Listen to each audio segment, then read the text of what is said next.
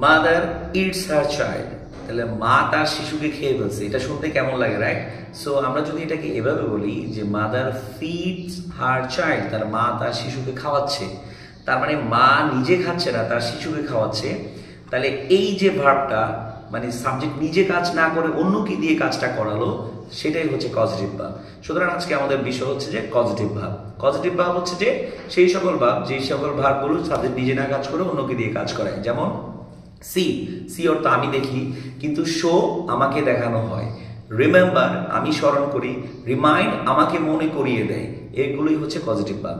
ইংলিশে যাদের আলাদা কোনো পজিটিভ ভার্ব নাই, তারা হচ্ছে have, get, let, make, help, এগুলো হচ্ছে যে পজিটিভ ভার্ব।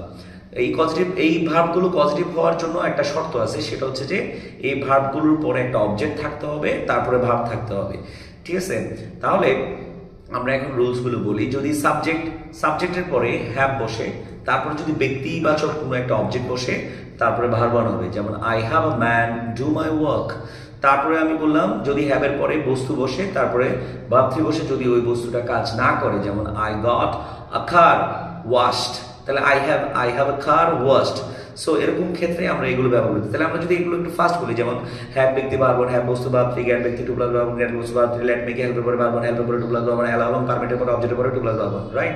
সো এইগুলোও কিন্তু পজিটিভ ভার্ব। আমি খুব ফাস্ট বলছি, বাট আমি যদি শর্টকাট মানে সহজ করে বলি, হ্যাভ ব্যক্তি ভার্ব 1, হ্যাভ বস্তু ভার্ব 3, গেট ব্যক্তি 2 প্লাস ভার্ব 1, গেট বস্তু ভার্ব 3, লেট মেক হেল্পের পরে অবজেক্টের পরে ভার্ব 1, হেল্পের পরে অবজেক্টের পরে ভার্ব 1 হয়।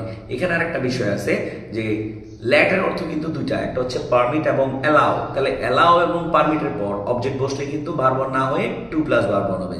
যেমন I allowed him to go, I permit him to do the সাম।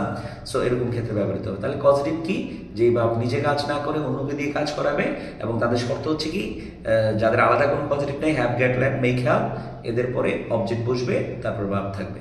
ধন্যবাদ।